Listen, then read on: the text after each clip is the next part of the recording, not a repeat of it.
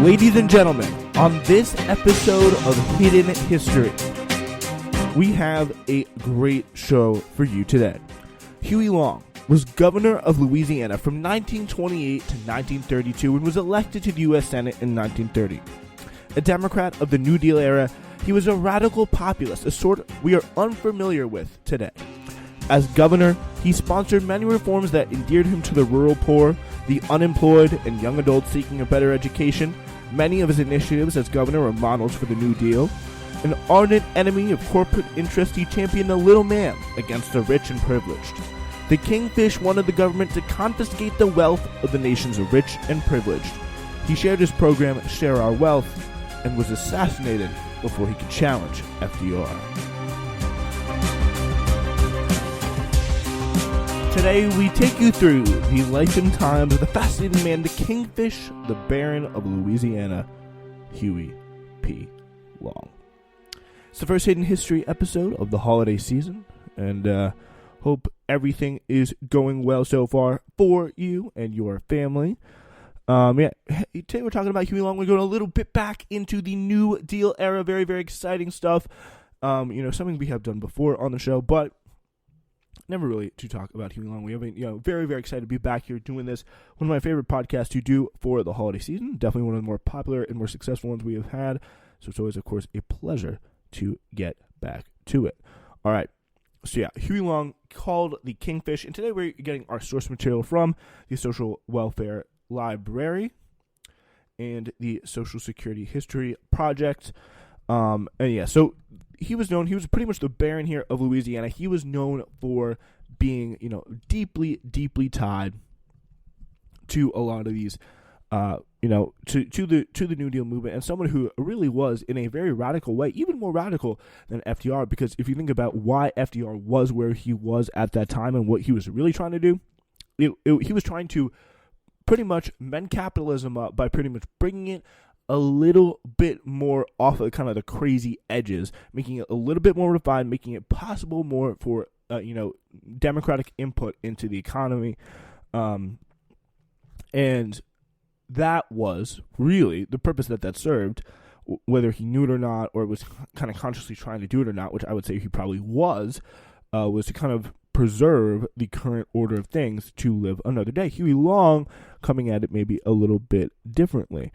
He had this program, Share Our Wealth. It's called upon the federal government to guarantee every family in the nation an annual income of $5,000 so they could have the necessity of life, including a home, a job, a radio, an automobile, a family, and early education. Let's talk a little bit about Huey Long, how he grew up. So he was born on August 30th, 1893 in Winfield, a small rural community in the piney woods of north central Louisiana. He was the seventh of 9 surviving children born to Caledonia Tyson Long and Huey Pierce Long Sr., a livestock farmer. So his parents were better educated than most, and they stressed the importance of education to all their children. So they were a deeply religious family. They studied the Bible daily, attended church twice a week, and never missed a gossip.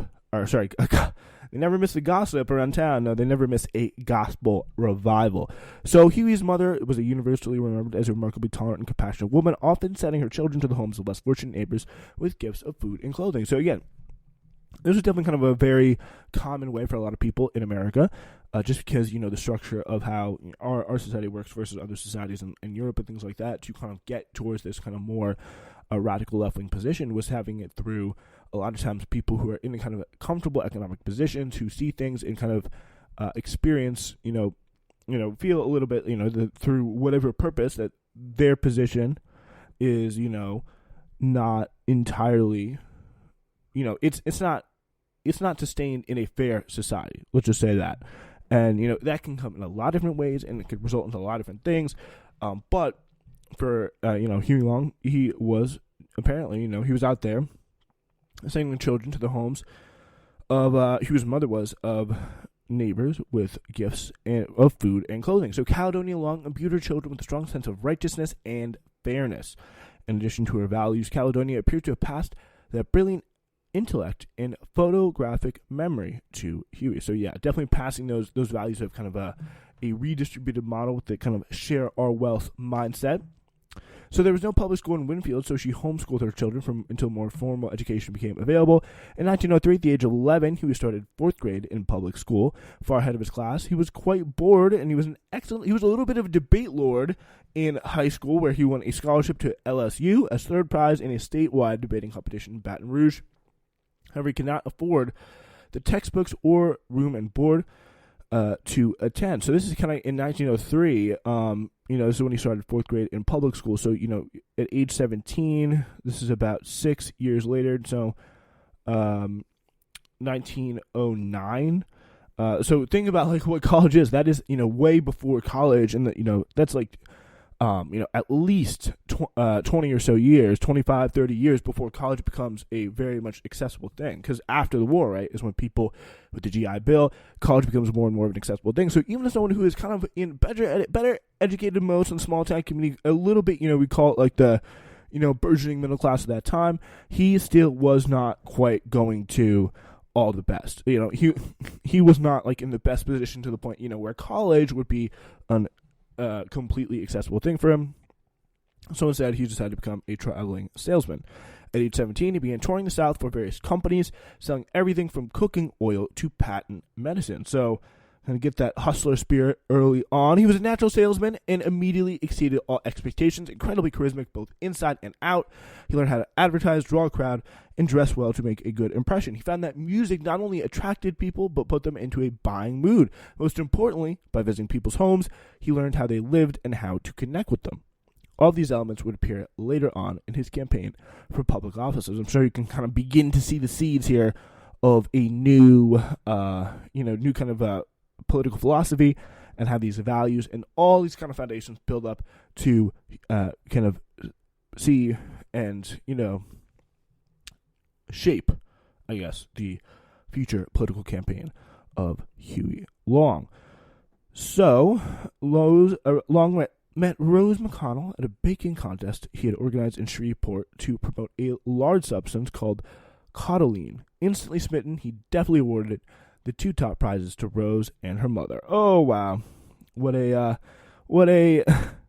slick move there, Huey. Very, very, very slick. Think about all the other people in that baking contest, and you think about how hard they worked, and to have that, awful thing happen. Machine politician through and through. He married Rose in 1913. They had 3 children and a daughter named Rose, and 2 sons, Russell and Palmer. When the sales jobs dried up, Long cobbled together 3 semesters of law class at University of Oklahoma and Tulane University in New Orleans. At age 21, he convinced an examining board to allow him to take the Louisiana bar exam, and easily passed.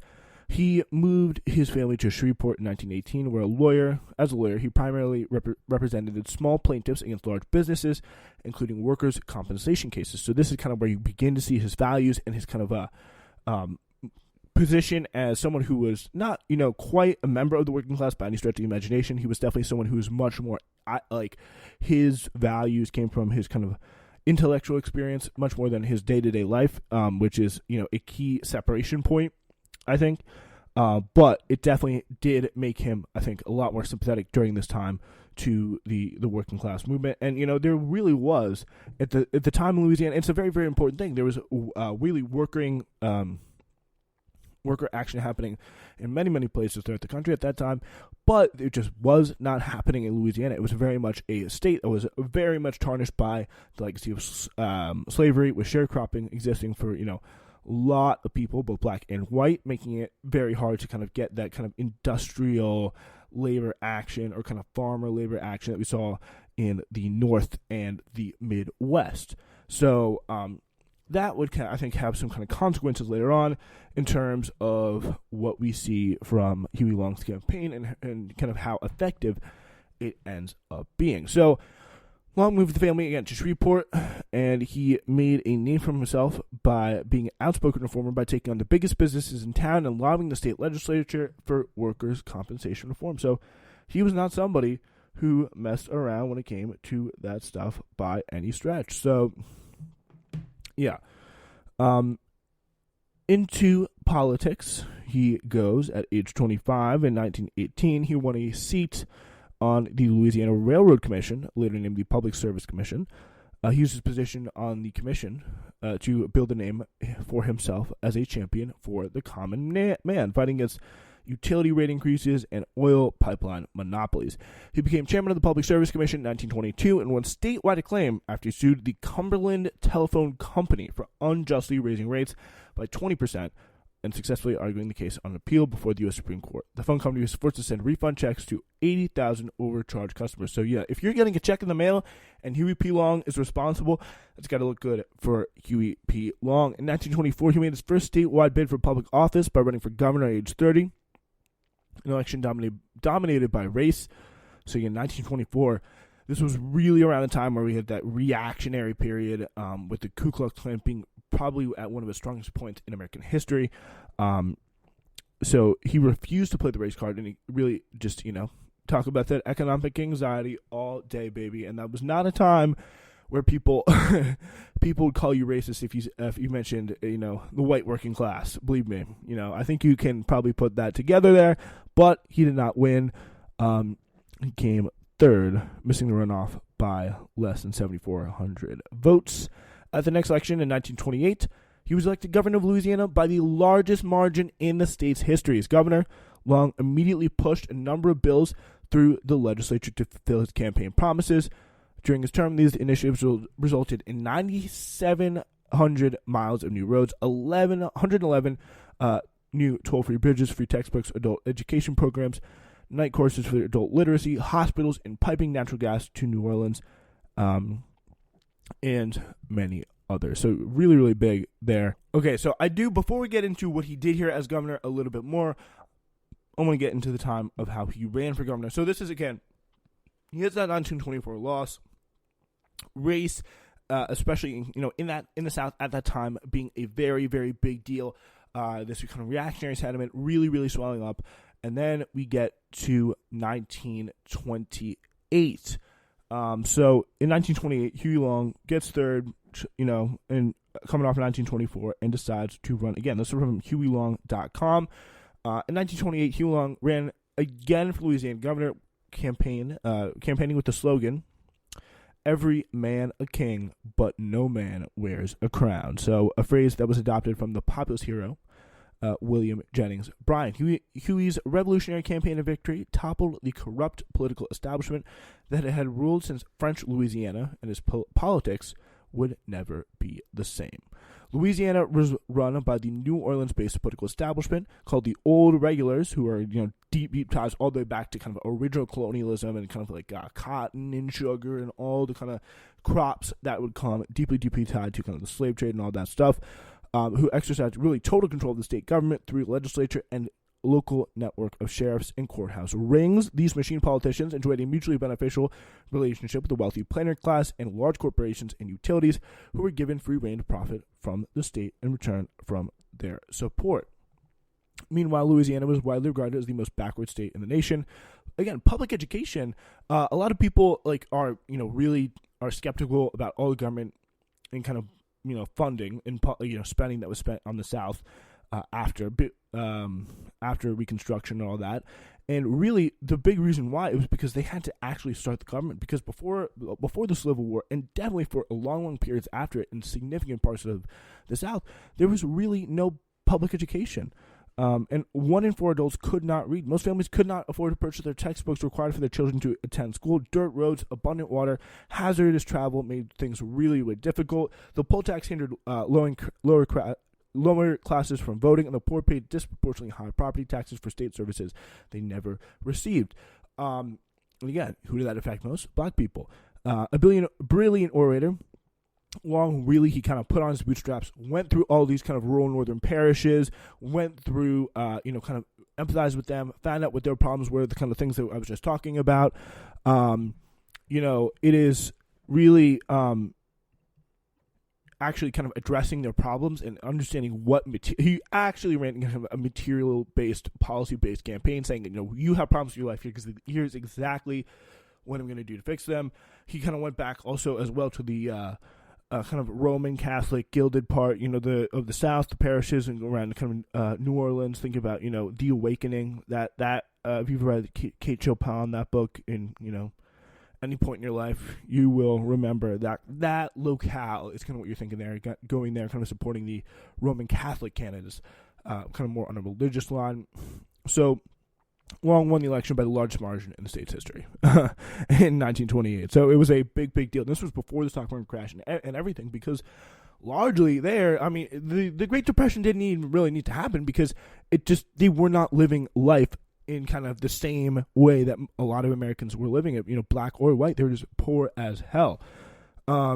His support transcended the traditional Protestant-Catholic divide of Louisiana politics and replaced it with new divisions between the pro-Long average citizens and the anti-Longs from the wealthy establishment who had been ousted from power. At Huey's inauguration, more than 15,000 supporters flocked to the Capitol to see one of their own take oath as governor. And yeah, this every man a king, no man wears a crown, that is a cool-ass slogan, I gotta say. Huey's revolution, campaign methods, really transformed Louisiana politics. So yeah, he covered 15,000 miles on Louisiana's dirt roads, made 600 speeches. Poor voters felt privileged that the candidate would take trouble to court them. At his own expense, he distributed thousands of circulars, flyers that laid out in detail his reform agenda. People actually thought that politics was coming to them for the first time in their entire life, and they just did not know what to think. So it really, if you think about it, it makes a lot of sense that he won one of the biggest margins in Louisiana, or the biggest margin in Louisiana gubernatorial history. Because, think about the circumstances and what he did there. He frequently resorted to standing on top of his car to personally nail campaign posters to telephone poles where they would not easily be torn down by his opponents. He attracted huge crowds with fiery speeches, and his appearances became the talk of the state. A man of boundless energy, he pursued an exhaustive speaking schedule. And he would talk, in a way that was very, very normal and kind of easy to grasp for the average person. He did not use this high kind of soaring rhetoric. He did not kind of have like a snooty voice like so many other major politicians and presidents and, just people's previous conception of a politician of that time. That was a very, very big deal. So as a governor, he labeled the press the lie newspapers and started his own newspaper, the Louisiana Progress, to get the mess out. And this is, again, after the state's newspapers uniformly aligned against him and his reforms. He reached a nationwide audience through his radio broadcast in a newspaper, again, called the American Progress. And he wrote, actually, a little bit of a song during this campaign time. And this was how it went.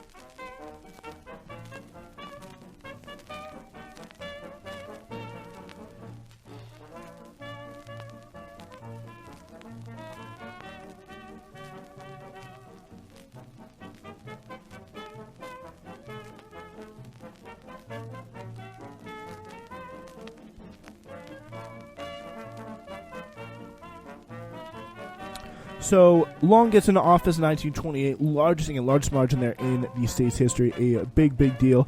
And he pretty much goes and creates his own political machine with ties to working people. He, in office, expanded the campus of the Louisiana State University, tripled enrollment, and built LSU into one of the best schools of the South and the 11th largest state university in the country. He lowered tuition and instituted scholarship programs that enabled poor students to attend, unlike himself, just years earlier. He also established LSU's medical school to meet the state's desperate need for new doctors. The public soon began to see the tangible results of a massive building and infrastructure program to modernize Louisiana. And as the nation plunged into the Great Depression after the stock market crash of 1929, thousands of Louisianans were at work building the state's new infrastructure. Louisiana employed 22,000 men to build the roads, a new picture of the nation's highway. Really, really big deal. 10% of the nation's highway workers were from Louisiana, and that was a big part of because they had the huge buy-in from Huey P Long. Having that state buy-in and starting the process, starting the upswing, starting the surge in infrastructure spending and kind of the mobilization of the public behind a program like this years before they actually kind of needed to. Just getting 1928, a year before, again, that big stock market crash, was so huge. So in order to finance his building and new social programs, Long called on a special session of the legislature to enact a 5% barrel tax on the production of refined oil. The bill was met with a storm of opposition from the state's big oil interests. who have always been, you think about it, big in Louisiana. The bill was, again, met with that big opposition. Opponents in the legislature moved to impeach Governor Long on charges ranging from misuse of state funds to his abusive language. He responded with a statewide campaign to make the case that Standard Oil and his political opponents were conspiring to retake state government using trumped-up charges against him. He asserted that legislatures had been offered as much as $25,000 for their votes to remove him from office, or enough money to, quote, burn a wet mule. When the trial was moved to the Senate, Long produced a document signed by over one-third of the senators, stating they would vote against impeachment because the trial was illegal. With 2/3 majority required to convict now impossible, the governor's opponents halted the proceedings. So Huey Long had that state on lock. There's no denying that there. Okay, yeah, but this is a complete non sequitur here, but like doing some reading in this 1928 campaign, he's in there and he like literally he meets up with a 60-year like kind of incumbent, a 60-year-old incumbent, like long time kind of part of this Democratic political machine of Standard Oil, planter class, all that kind of stuff. You know, he calls him a liar.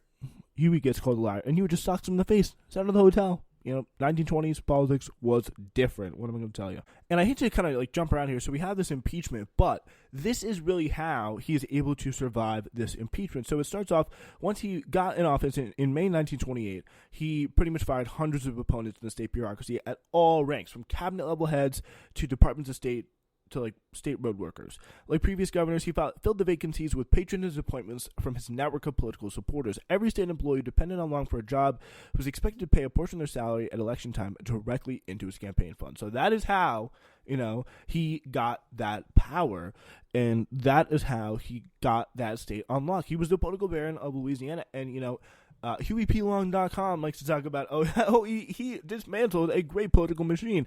Yeah, well, he dismantled one, but he built a new one, and boy, was it well oiled. His bills met opposition from legislators, wealthy citizens, and the media, but he used aggressive tactics to ensure the passage. He would appear unannounced on the floor of both the House and Senate, or in the House committees, corralling reluctant executives, representatives, state senators, and bullying opponents. When an opposing legislator once suggested that Long was unfamiliar with the Louisiana Constitution, his answer, "I'm the Constitution around here now." And, you know, he was. This was a case of just like the Chad versus the Virgin Louisiana state legislature here. And boy, was it clear as day. So one program that Long approved was a free textbook program for school children. Long's free school books angered Catholics, who usually sent their children to private schools. Long assured them the books would be granted directly to all children, regardless of whether they attended public school or not. Yet this assurance didn't kind of piss off the conservative kind of constitutionalist people, saying separation of church and state, but the Supreme Court kind of backed him up on this. He also had a big thing against kind of prostitutes, and he really sent the National Guard in to kind of bust down on kind of Louisiana prostitutes. Despite wide disapproval, he had the governor's mansion built in 1887, raised by convicts from the state penitentiary under his personal supervision. In this place, he built a much, much larger mansion. It bore a strong resemblance to the White House, and he reportedly wanted to be familiar with it when he became president. So that kind of gives you a sense of the kind of type of guy that Huey P. Long was. So, yeah, this impeachment, a lot of this is brought on by a 5-cent barrel tax on refined oil production to fund this social programs here. And this really kind of led to the impeachment. The Dynamite Squad was his kind of caucus of opponents, led by freshman lawmakers Cecil Morgan and Ralph Norman Bower. So this is how he kind of got off. So yeah, he tries to kind of close this special session to impeach him. Prolonged Speaker John B. Fournette called the vote to adjourn. Despite most representatives opposing the adjournment, the electronic voting board tallied 68 ayes and 13 nays. This sparking confusion. Anti-Long representatives began chanting the voting machine had been rigged. Some ran for the speaker's chair to call for a new vote, but met resistance from their pro-Long colleagues, sparking a brawl known as Bloody Monday. And let's just say there are inkwells, brass knuckles, and punches all involved. Long was again frightened by the prospect of conviction, for it would kind of force him from the governorship, and he would not be able to hold public office in Louisiana again. He took his case to the people, and that was really I think, how he got out of it. So he was now nicknamed the Kingfish after an Amos and Andy character, and he was on to the Senate.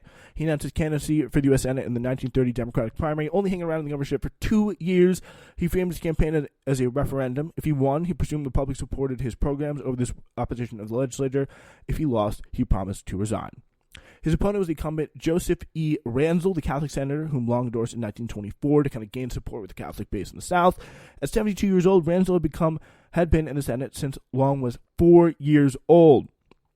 Along with the establishment, he had the support of all 18 of the state's daily newspapers. To combat this, he purchased 2 new $30,000 sound trucks and distributed, Long did, over 2 million circulars. Although promising not to make personal attacks, he seized on Ranzel's age, calling him the old feather duster. The campaign became increasingly vicious, just like probably, I think, every single one this guy was involved in. The New York Times called it as amusing as it was depressing.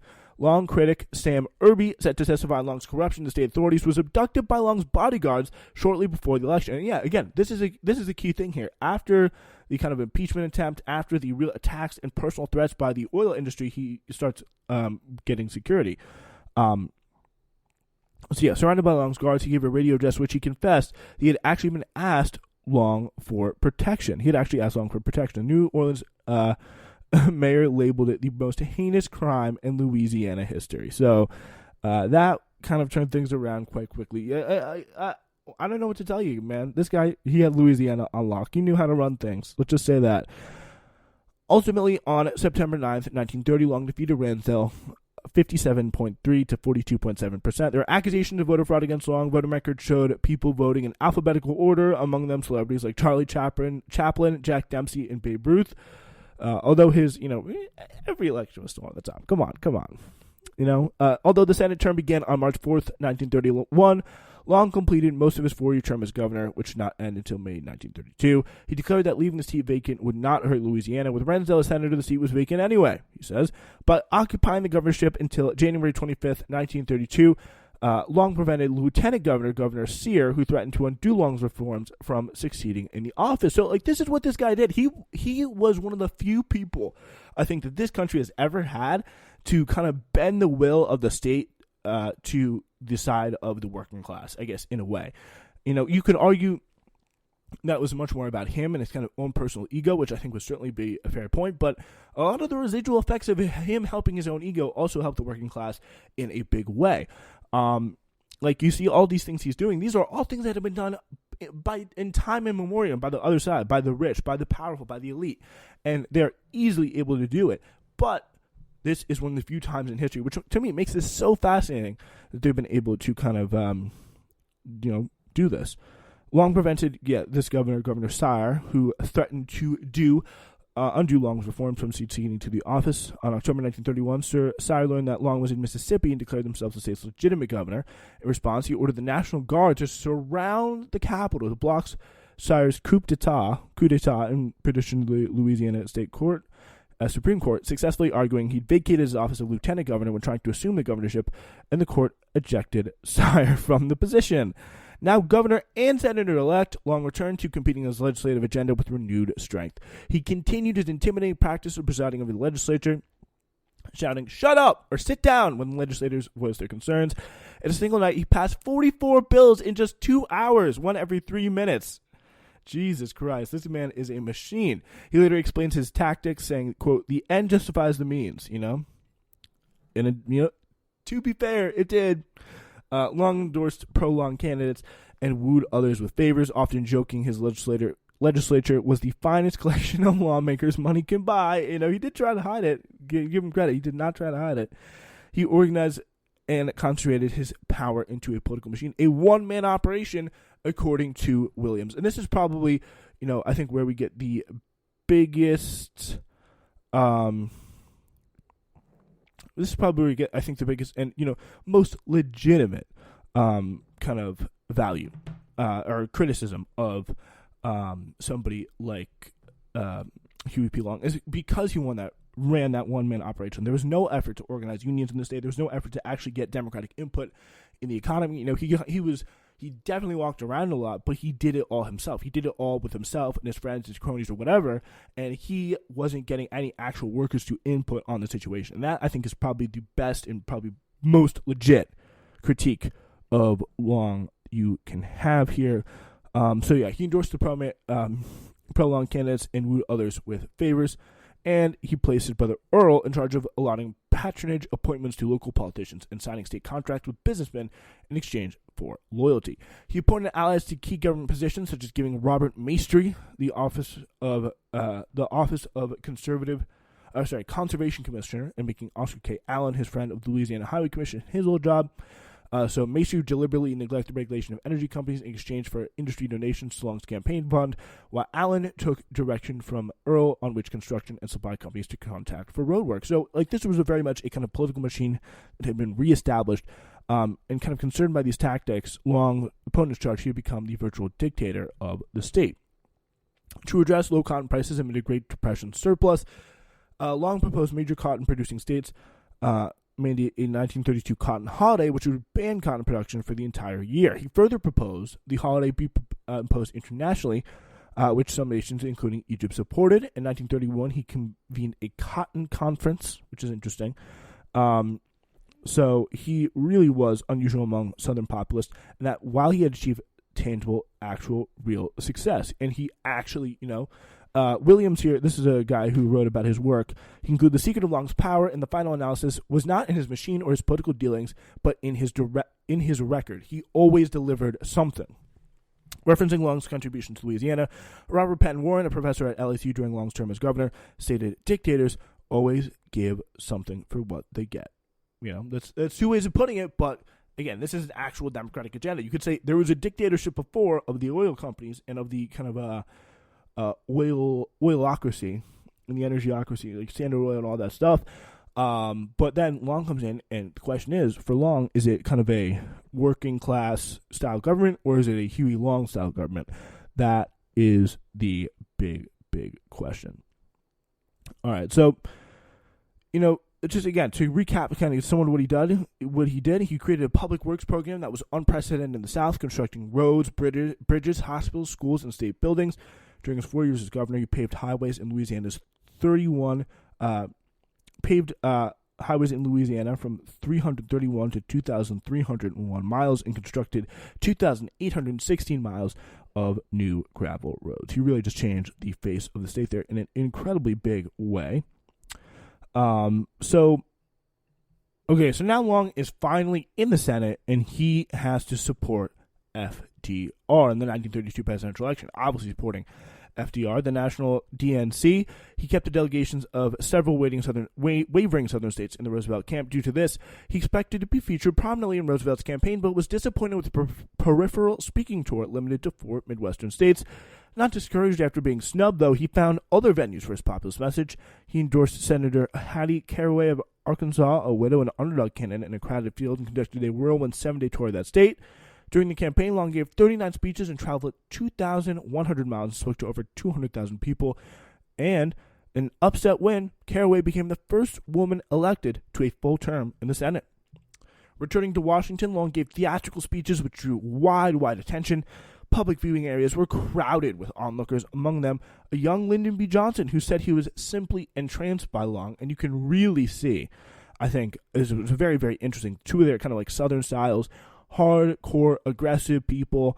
I think definitely Johnson took a lot of kind of political machine talk, knowing how power works, from, Huey Long. And that is a very, very good skill to have. Probably the most interesting side of Huey P. Long was his relationship with Roosevelt. So, during the first 100 days of the Roosevelt presidency in the spring of 1933, Long's attitudes towards Roosevelt and the New Deal were tepid. Aware that Roosevelt had no intention of radically distributing the country's wealth, Long became one of the few national politicians to oppose Roosevelt's new policies from the left. He considered them inadequate in the face of escalating economic crises, but still supported some of Roosevelt's programs in the Senate, explaining, "Whenever this administration has gone to the left, I voted with it. Whenever it has gone to the right, I voted against it."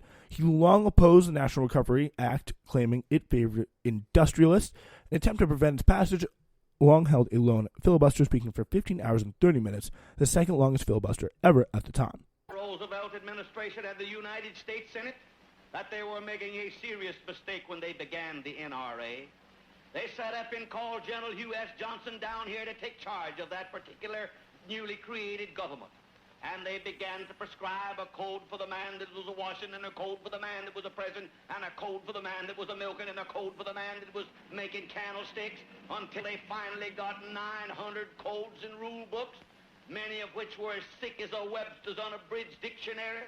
They provided for inspectors that you had to report to in the morning, and for clerks that you had to report to at noon, and for supervisors that you had to report to at nighttime. They made the whole business world, the whole laboring world, a crazy quilt, a mare's nest. And that confusion has destroyed and put many profitable enterprises further below the mark than they were to start with. So there's just some of his objections there to the NRA. You can really kind of see that kind of passionate speaking style where he would just go on and on and on and on and this and that and this and that. You know, and for somebody, by the way, he had a very interesting position on Social Security. For someone who has been called by some as like a fascistic, like America First. You know, he did start the America First Party, but you know, this is someone who also criticized Social Security, calling it inadequate, and expressing his concerns states would administer it in a way discriminatory to black people. In 1933, he was a leader of a 3-week Senate filibuster against the Glass Baking Bill, and he later supported the Glass-Steagall Act after provisions extended government deposit insurance to state banks as well as national banks. Roosevelt considered Long a radical demagogue and said that Long, along with General Douglas MacArthur, was one of the 2 most dangerous men in America. In June 1933, in an effort to undermine Long's political dominance, Roosevelt cut him out of consultations on the distribution of federal funds and patronage in Louisiana and placed Long's opponents in charge of federal programs in the states. So this is going to be something that is kind of his political lifeblood, so he will not like this. What he also, Roosevelt did, supporting a Senate inquiry into the election of Long ally John H. Overton to the Senate in 1932. The Long machine was accused of election fraud and voter intimidation, but the inquiry came up empty and Overton was seated. Nice try, Frank. To discredit Long and damage his support base, Roosevelt had Long's finances investigated by the IRS. Although they failed to link Long to any illegality, some of his lieutenants were charged with income tax evasion. Roosevelt's son Elliot will later note that in this instance, his father may have been the originator of the concept of employing the IRS as a weapon of political retribution. So, so even if his son is admitting it there, because again, this is a large part of just how politics was actually done in those days. And by the way, newsflash, is still done in this day and age. Very much so. So in March 1933, Long revealed a series of bills collectively known as the Long Plan to redistribute wealth. Together, they would cap fortunes at $100 million, limit the annual income to $1 million, and cap individual inheritances at $5 billion. In a nationwide February 1934 radio broadcast, Long introduced the Share Our Wealth Plan. The legislation would use the wealth from the Long Plan to guarantee every family a basic household grant of $5,000, a minimum annual income of 1/3 the average family homestead value, and income. Long supplemented his plan with proposals for free college and vocational training, veterans benefits, and federal assistance to farmers, public works projects, greater federal economic regulation, and a $30 monthly elderly pension, a month's vacation for every worker, a 30-hour work week, which, by the way, we still don't have now, a $10 billion land reclamation project to end the Dust Bowl, free medical services, and a war on disease led by the Mayo brothers. These reforms, Long claimed, would end the Great Depressions. The plans were widely criticized and labeled impossible by economists. Shocking, because economists, I'm sure that's what they said about the New Deal. Oh, wait, that actually is exactly what they said about the New Deal. And, yeah, that kind of shows you the kind of immense economic resistance that he faced, and kind of cultural resistance, because even in a time of kind of great experimentation, Roosevelt, he was even blocked on some things. So Huey P. Long using this kind of system, and, it's hard to believe, it's not impossible to believe, kind of through his personal will, that he could have done many great things, because this was a guy who, if you thought Roosevelt was tough, this guy was on a whole nother level. Long formed the kind of Share Our Wealth Society in 1934, a network of local clubs operating in opposition to the Democratic Party and Roosevelt. By 1935, the society had over 7.5 million members and 27,000 clubs. Long's Senate office received an average of 60,000 letters a week, resulting in Long hiring 48 stenographers to type responses. Of the 2 trucks that delivered mail to the Senate, one was devoted solely to mail for Long. Huey's newspaper, now renamed American Progress, after a circulation of 300,000, with some issues reaching over 1.5 million. Long drew international attention H.G. Wells interviewed Long, noting that he was like a Winston Churchill has never been at Harrow.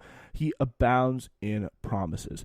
Some historians believe that pressure from the share our wealth movement contributed Roosevelt's turn to the left in the Second New Deal, which consisted of the Social Security Act, the WPA, the NLRB, the Aid to Dependent Children, and the wealth tax of 1935. He reportedly admitted in private that he was trying to, quote, steal Long's thunder. Long, though, continued to maintain incredibly effective control over Louisiana when he was senator, blurring the boundary between federal and state politics. He chose his childhood friend, Oscar K. Allen, to succeed King in the 1932 election. With his support of Long's voter base, Allen easily won, permitting Long to resign as governor and take his seat in the U.S. Senate in 1932.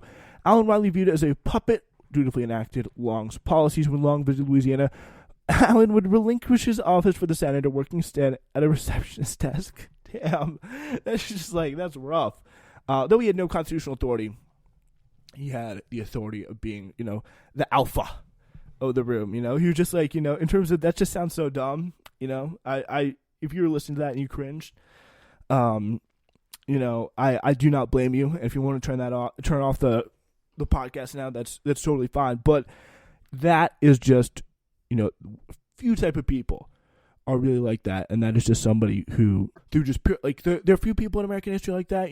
I say FDR, he was definitely one of those people. LBJ in private, much more than in public, was like that.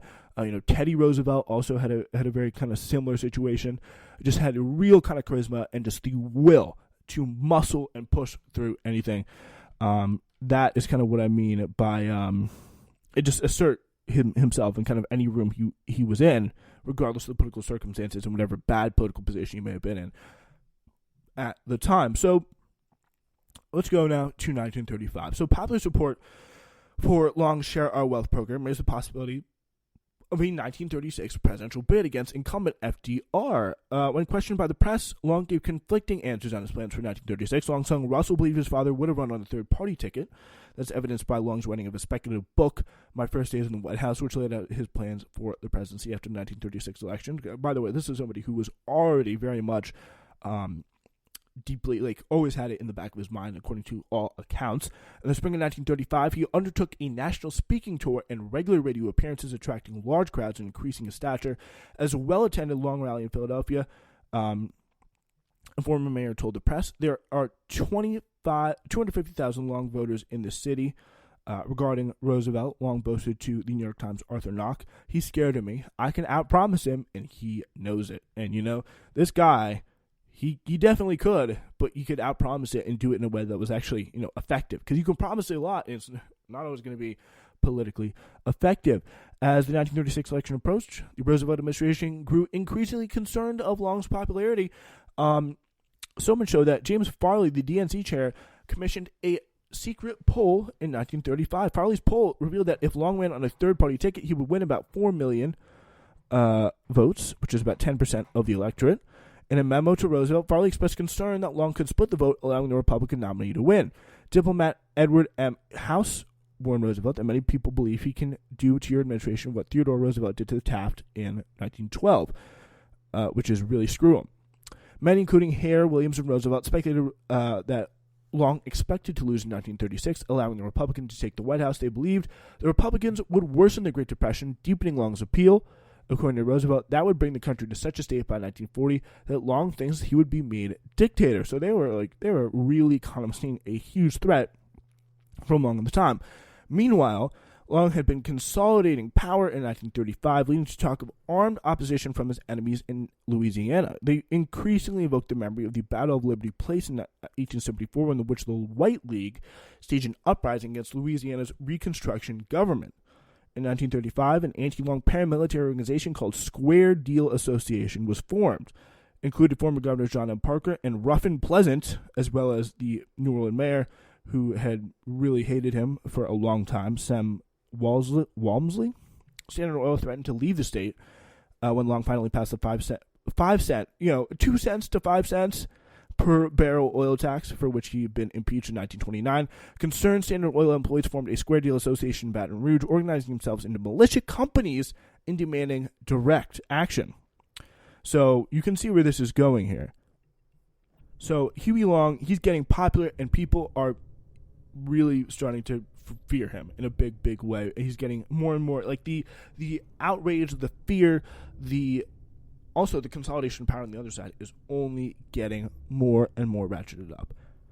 So, on January 25th, 1935, the square dealers, now armed, seized the East Baton Rouge Parish Courthouse. Long had Governor Allen execute the emergency measures in Baton Rouge, calling in the National Guard, declaring martial law, banning public gatherings of 2 or more persons, and forbade publication of criticism of state officials. The state dealers left the courthouse, square dealers, but there was a brief armed skirmish at the Baton Rouge airport. Tear gas and live ammunition were fired. 1 person was wounded, but there were no fatalities. At a legal hearing, an alleged spy within the square dealers testified they were conspiring to assassinate Long. In the summer of 1935, Long called 2 special legislative sessions in Louisiana. Bills were passed in rapid-fire succession without being read or discussed. The new laws further centralized Long's control over the state by creating new Long-appointed state agencies, a state bond and tax board holding sole authority to approve loans to local governments, and a new state printing board which could withhold the official printer status from uncooperative newspapers, a new board of election supervisor which could appoint all poll watchers, and a state board of censors. These stripped away the remaining powers of the mayor of New Orleans. Long boasted that he had taken over every board and commission in New Orleans except the community chest and the Red Cross. A September 7th special session passed 42 bills. The most extreme, likely aimed at Roosevelt and his federal agents, authorized Louisiana to fine and imprison anyone who infringed on the powers reserved to the state in the 10th Amendment of the United States Constitution. On September 8th, 1935, Long traveled to the state capitol to pass a bill that would gerrymander the district of an opponent, Judge Benjamin Pavey, who had held his position for 28 years.